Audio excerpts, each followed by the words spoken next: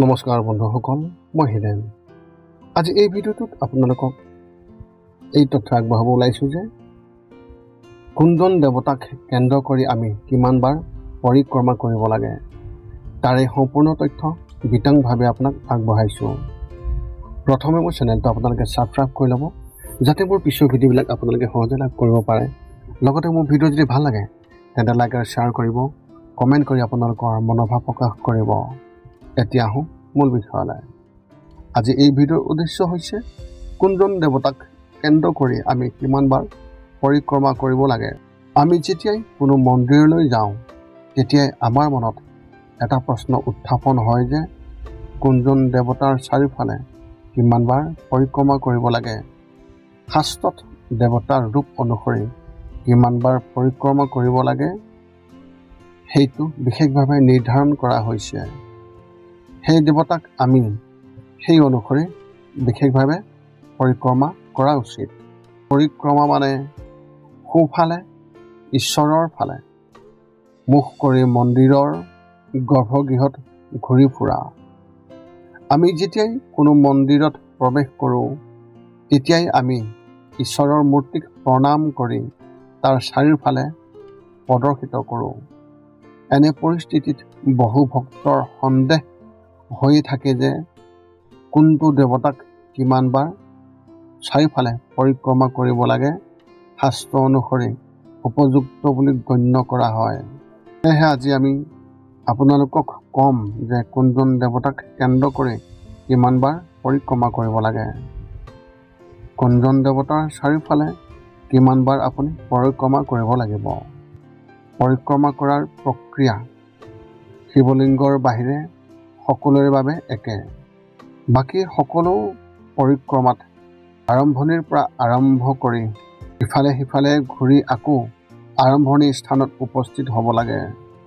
আনহাতে শিৱলিংগ প্ৰদৰ্শিত কৰাৰ সময়ত সোমসূত্ৰ পাৰ নোহোৱাকৈ পুনৰ পিছলৈ ঘূৰি আহিব লাগে। শিৱলিংগৰ বাহিৰেও আন সকলো দেৱ দেৱীৰ পৰিদৰ্শন বা পৰিক্ৰমা শাস্ত্ৰত বৰ্ণনা কৰা হৈছে। এই অনুসৰি মা দুৰ্গাৰ পৰা ভগৱান গণেশ, বিষ্ণু আদি সকলোৰে প্ৰদৰ্শনৰ সংখ্যা উল্লেখ কৰা হৈছে। শাস্ত্ৰৰ মতে কোনজন দেৱতাৰ চাৰিওফালে কিমানবাৰ পৰিক্ৰমা কৰিব লাগে জানো আহক আমি একাদিক্ৰমে। শিৱলিংগত আপুনি আধাহে পৰিক্ৰমা কৰিব, অৰ্থাৎ আপুনি শিৱলিংগৰ সোমসূত্ৰ পাৰ হ'ব নালাগে। মা দুৰ্গাৰ পৰিক্ৰমা এবাৰ, ভগৱান গণেশৰ পৰিক্ৰমা 3 বাৰ, ভক্ত হনুমানৰ পৰিক্ৰমা 3 বাৰ, ভগৱান বিষ্ণুৰ পৰিক্ৰমাৰ সংখ্যা 4 বাৰ, সূৰ্যদেৱৰ পৰিক্ৰমা হিচাপে 7 বাৰ, আহত গছত পৰিক্ৰমা হিচাপে 108 বাৰ। শাস্ত্ৰ অনুযায়ী ঈশ্বৰৰ এই ৰূপবোৰৰ চাৰিওফালে কিমানবাৰ পৰিক্ৰমা কৰিব লাগে সেই কথা কোৱা হৈছে। এইবোৰৰ বাহিৰেও দেৱতাৰ আন ৰূপবোৰৰ প্ৰদৰ্শন কৰাৰ বিষয়ে কোনো স্পষ্টতা নাই। এনে পৰিস্থিতিত পৰৱৰ্তী পুৰাণ আদিৰ যোগেদি ইয়াৰ বৰ্ণনা কৰা হৈছে। এই বিষয়ে আমি আপোনালোকক ক্ৰমান্বয়ে জনাবলৈ ওলাইছোঁ। কোনজন দেৱতাক কেন্দ্ৰ কৰি কিমানবাৰ আপুনি ঘূৰিব। এতিয়া আপোনালোকক আগত উল্লেখ কৰাৰ দৰে আপুনি দেৱতাসকলৰ মূল ৰূপ আৰু তেওঁলোকৰ প্ৰদৰ্শনৰ বিষয়ে তথ্য নিশ্চয়কৈ পাইছে। তথাপিও আমাৰ মাজত যিবোৰ ঈশ্বৰৰ ৰূপ অধিক বিখ্যাত, যেনে শ্ৰীৰামচন্দ্ৰ, শ্ৰীকৃষ্ণ, সেইবোৰৰ প্ৰদৰ্শন কৰাৰ বিষয়ে আমি নাজানো।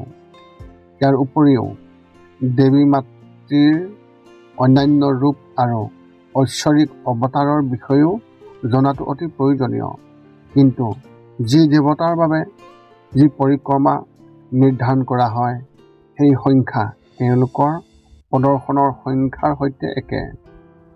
এনে পৰিস্থিতিত কোনটো দেৱতাক আমি কিমানবাৰ পৰিক্ৰমা কৰিব লাগে জানো আহক।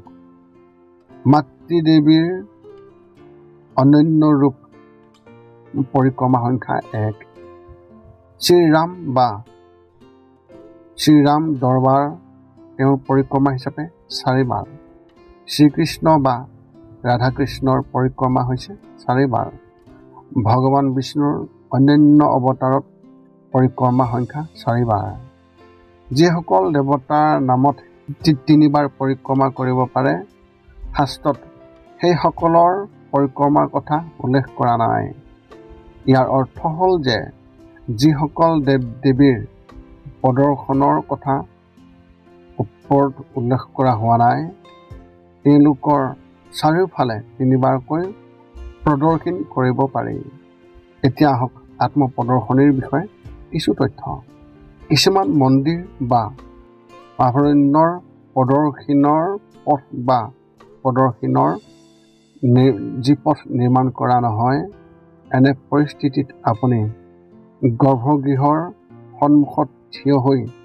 ঘড়ীৰ কাঁটাৰ দিশত ঘূৰি ফুৰিব লাগে ইয়াক আত্মপ্ৰদৰ্শন বুলি কোৱা হয় ইয়াক পৰিক্ৰমাৰ এক ৰূপ বুলিও গণ্য কৰা হয় আপুনি নিশ্চয় বহুতে এই কামটো কৰা দেখিছে মন্দিৰৰ চাৰিওপাশত সন্মুখৰ বৃত্তাকাৰভাৱে ঘূৰি ফুৰা এই আছিল কোন দেৱতাক কেনেধৰণৰ পৰিক্ৰমা কৰিব লাগে কিমান বাৰ তাৰে তথ্য যিমান পাৰি আগবঢ়াবলৈ চেষ্টা কৰিলোঁ যদি মোৰ ভিডিঅ'টো ভাল লাগিল তেন্তে লাইক শ্বেয়াৰ কমেণ্ট কৰিব আৰু মোৰ চেনেলটো ছাবস্ক্ৰাইব কৰি থ'ব যাতে আমি পুনৰ লগ পাওঁ অন্য ভিডিঅ'ৰ জৰিয়তে পুনৰ লগ পাম অন্য ভিডিঅ'ত আজিলৈ ধন্যবাদ